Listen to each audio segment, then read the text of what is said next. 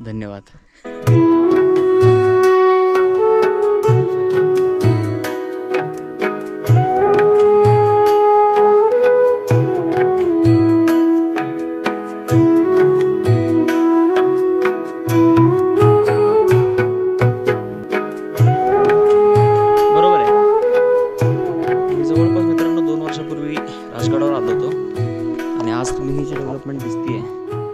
त्यावेळेस काहीच नव्हती.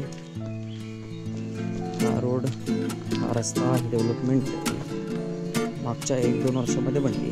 मी 2 वर्षापूर्वी जवळपास राजगडाला आलो होतो, त्यावेळेस अशा प्रकारची व्यवस्था काहीच नव्हती. परंतु आत्ता जर राजगड जर बघितलं तर इथं ट्रेकर्ससाठी म्हणा किंवा लोकांसाठी चांगली व्यवस्था करून ठेवली. मित्रांनो, ही जी दिसते ही बालेकिल्ल्यावरची पहिली मेट म्हणजे पोलीस चौकी. तुम्हाला जर बालेकिल्ल्यावर जायचं असेल तर तुम्हाला ही मेट क्रॉस करून जावं लागायचं. पुढेही आहे काइंड ऑफ गेट लावले.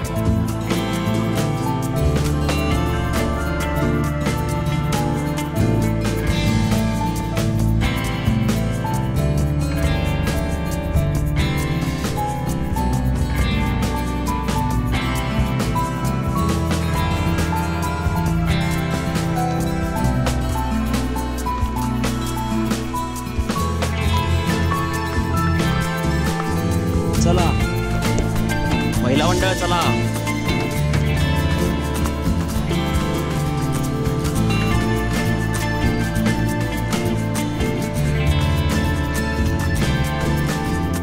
मित्रांनो, राजगडाचा जो बालेकिल्ला आहे तो अतिशय बेलाग आणि असं बुलंद खडकावर वसलेला आहे. मित्रांनो, आता जी लेटेस्ट डेव्हलपमेंट झाली राजगडावर त्यावरती खालचा पॅच होता, त्यावर त्यांनी सरळ पायऱ्या बांधल्या.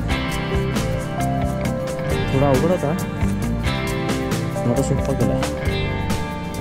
अजून एक अवघड पॅच त्यांनी तसंच ठेवला आहे. ही चांगली गोष्ट आहे थोडीशी. हा जो पॅच आहे अवघड नाही आहे, पण खडी चढाईवाला पॅच आहे आणि तो अजूनही तसाच आहे. इथे चढाई करताना थोडंसं जपून चढाई करावी. थोडासा अवघड पाहिजे.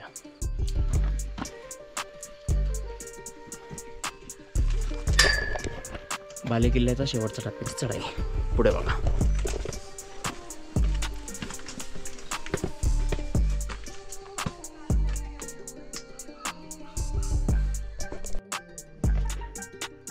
मित्रांनो, बालेकिल्ल्याचा जो पहिला चढायचा टप्पा आहे तो तुम्ही क्रॉस करून येता.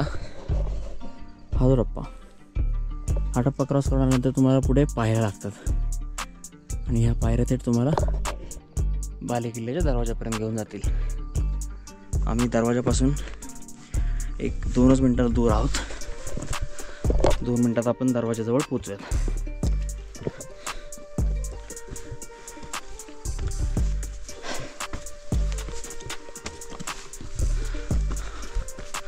माझ्यासोबत आज आमचे हरिश्चंद्रगडाचे मित्र ऋषभ महाजन आहेत. ऋषभ महाजन, कसं वाटतंय? एकदम मस्त, थंडगार. आता कसं वाटतंय? गारगार. आता कसं वाटतंय? उन्हातून एकदम असं मस्त थंड झालंय वातावरण. कसं असं पाहिजे काहीतरी.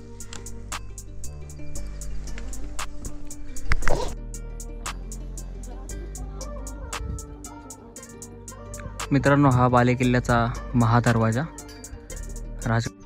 मित्रांनो, आपण महादरवाजातून ज्यावेळेस वरती येतो त्यावेळेस तुमच्या समोरच इथे एक जननीचं ठाणं आहे, जननी देवीचं मंदिर आहे. मी चप्पल घातली असल्यामुळे मंदिर तुम्हाला फक्त बाहेरूनच दाखवतो. हे जननीचं ठाणं आणि हा तुमचा बालेकिल्ल्याचा महादरवाजा. हा राजगडाच्या बालेकिल्ल्यावरचा चंद्रकोर तलाव. उन्हाळ्यामुळे याची पातळी खालावली आहे, परंतु 1-2 पावसानंतर हा पुन्हा त्याच पातळीला येईल. तरीसुद्धा अजून टाक्यातलं पाणी पिण्यायोग्य आहे. पूर्वीच्या काळी बाले किल्ल्याला पाणी पुरवठा होण्याकरता या चंद्रकोर तलावामध्ये भरपूर सारी टाके खोदण्यात आली आहे. 1, 2, 3, 4 अशी भरपूर टाके तुम्हाला इथे दिसू शकतात.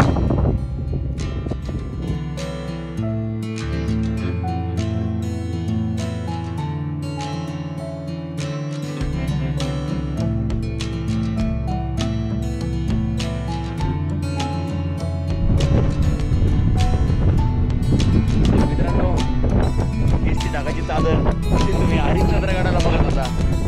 आज राजगडाला आलो होतो आणि राजगडाला ही डागाची चादर दिसली मला.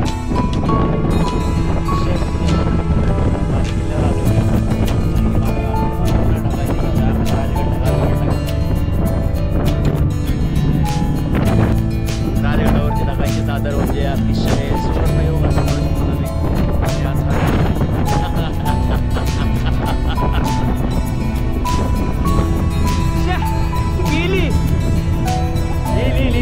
परत येतात.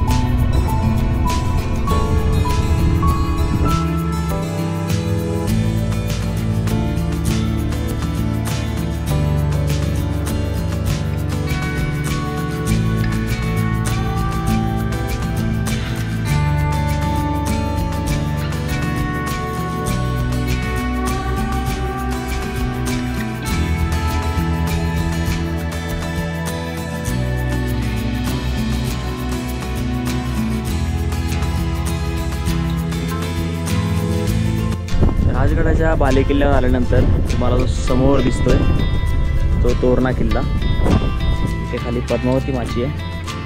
इथे खाली जर बघायला गेलात तर इथं संजीवनी माची दिसेल तुम्हाला. बुरुज आहे. इथे वरती राजवाड्याचे अवशेष मोठ्या प्रमाणात अवशेष शिल्लक आहे. बुरुजाच्या या साईडला गेलात तर या साईडला तुम्हाला सुवेळा माची दिसेल.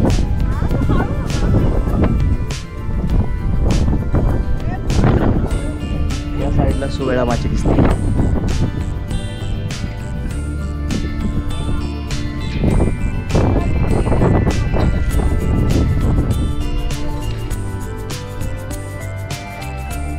मित्रांनो यांनी मॅगी बनवली आहे पण हिचा फोटोशूट चाललाय.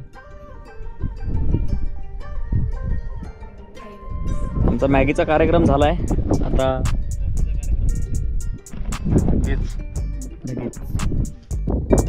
मित्रांनो तुम्हाला समोर जी दिसते ती पद्मावती माची. तिथे पद्मावती देवीचं जुन्या काळातलं मंदिर आहे. म्हणजे ज्यावेळेस राजगड वास्तव्यास पण नव्हता, राजगड अस्तित्वात पण नव्हता, त्यावेळेस पद्मावती देवीचा डोंगर म्हणून याला ओळखला जायचा. महाराजांनी ती देवी तशीच ठेवली आणि महाराजांनी इथं गड स्थापन केलं. गड स्थापन केल्यानंतर जिजाऊ मासाहेबांचा तिथे काही काळ वास्तव्य होता. वाडा त्यांचा तिथे होता, राहता वाडा. आणि त्याच्या अलीकडे मित्रांनो राजगडाला चोर दरवाजा हा आणि इकडे पाली दरवाजा. हा दरवाजा सोडून अजून एक दरवाजा आहे. हा इथे बुरुज वगैरे दिसत असेल तुम्हाला. इथे एक दरवाजा आहे. तो दरवाजा कुठलाही कमेंट करून सांगा. आणि ती वाट इथून येते, ती वाट कुठून येते ती कमेंट करून सांगू शकता.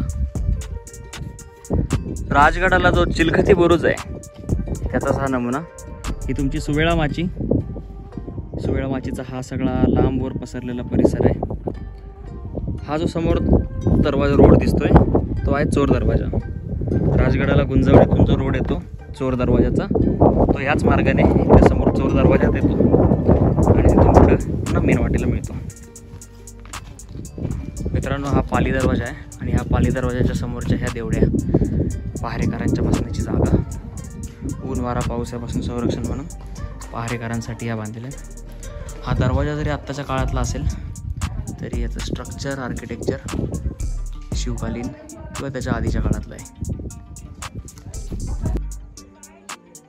मित्रांनो हा राजगडाचा तुमच्या दरवाजातून दिसणारा परिसर आहे. पाली दरवाजाच्या थोडंसं खाली हा परिसर आहे आणि समोर जो माझ्या दिसतो तो तोरणगड आहे.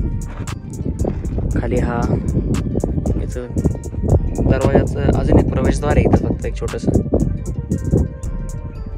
असं वाटतंय गार गार गार गार वाटतंय. गरमी व्हायली. आता कसं वाटतंय? गारगार वाटते. आता कसं वाटतंय? गारगार वाटते. आता कसं वाटतंय? गारगार नुसतं. कसा होता तुमचा ट्रेकचा अनुभव? वल्ला. वल्ला हबीबी, तुमचा ट्रेकचा अनुभव कसा होता?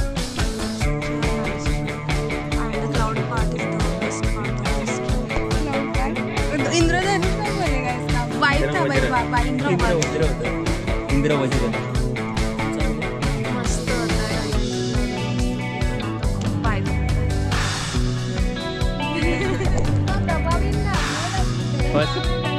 फर्स्ट टाइम ट्रेक केल्याचा परिणाम. फर्स्ट टाइम ट्रेक केल्यावर असं होतं. घरी जाऊन पाय दाबावं लागतील तुला. घरी जाऊन संध्याकाळच्या भाकरी भेटतील का नाही याचा प्रश्न आहे. पाय दाबायचं नंतर आहे. मी राजगड ट्रेक करायला आलो होतो. खरं तर ढगाच्या चादरीची अपेक्षा बिलकुल नव्हती, पण माझ्यासोबत आज माझी सौभाग्यवती आणली होती. मला वाटतंय तिच्या नशिबामुळं ढगाची चादर बघायला मिळाली राजगडला. राजगडला चादर आणि इंद्रवज्र दोन्ही सोबत बघायला मिळणे म्हणजे सुवर्णयोग म्हणू शकता तुम्ही. आमचा ट्रेक झाला आहे कंप्लीट. मी आता परतीच्या वाट्याला लागलो आहे. जवळपास खाली पोचलो. 5 मिनिटामध्ये बेसला पोचू. राजगडाची माहिती तुम्हाला मी ब्लॉगमध्ये सांगितली आहे. 5 मिनिटामध्ये खाली पोचू. पुण्याच्या दिशेने मला वाटतं सकाळचे 9:30 पावणे 10 झाले असतील. जास्त ऊन पडायच्या आतच आम्ही ट्रेक आटोपता घेतला आहे.